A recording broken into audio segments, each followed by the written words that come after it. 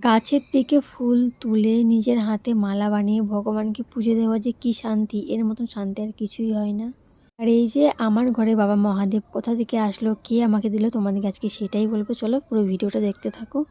High, আমি শম্পা, চলে এসেছি নতুন আরেকটা ভিডিও নিয়ে।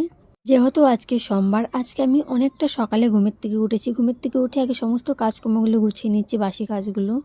বাসি কাজ সেরে রান্নাবান্নাটা করে নিই, তারপরে পুরো পুজোটা করে তারপরে আমি গেছিলাম রান্নাঘরে রান্না করার জন্য। তোমাদেরকে আমি এই ভিডিওতে বলবো যে আমি শ্রাবণ মাসের সোমবারগুলোতে কিন্তু আমি ভাত খাচ্ছি না। আমি কি খাচ্ছি সেটা তোমাদেরকে অবশ্যই বলবো আমি। দেখো, আমি প্রতিবার শ্রাবণ মাসের সোমবারগুলো চেষ্টা করি যে আমি ভাত খাবো না, এর মধ্যে সাবু হোক রুটি হোক খাবো, কিন্তু আমি পারিনি। কিন্তু এই সোমবারগুলো আমি পেরেছি এই এই বছরের শ্রাবণ মাসের সোমবারগুলোতে। তো এখনও কিন্তু শ্রাবণ মাসের সোমবার শেষ হয়নি, কিন্তু যে কটা হয়েছে সেই কটা আমি পেরেছি। আজকেও আমি আছি, তো যে কটা থাকবে সেই কটা তো আমি থাকার চেষ্টা করব। অনেক বকবক করতে করতে আমার তো ওইদিকে বাইরের কাজ সেরে আমি ঘরটা সুন্দর করে মুছে নিচ্ছি।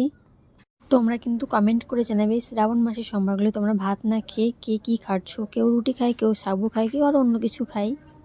তারপরে তো আমি কাজকর্ম সেরে স্নান করে চলে এসেছি। এই শাড়িটা কিন্তু আমার শাশুড়ি মায়ের শাড়ি।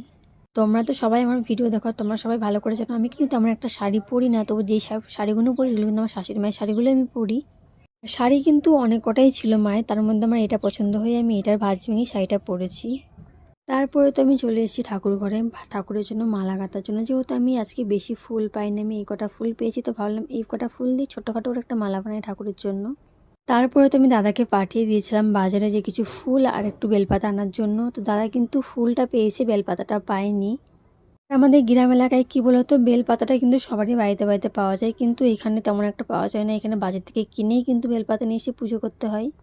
তারপরে তো আমি এখানে পুজোটা দিয়ে ফেলেছি। আর তোমরা দেখো, এখানে কিন্তু গোলাপ ফুল দিয়ে পুজো দেওয়া হয়।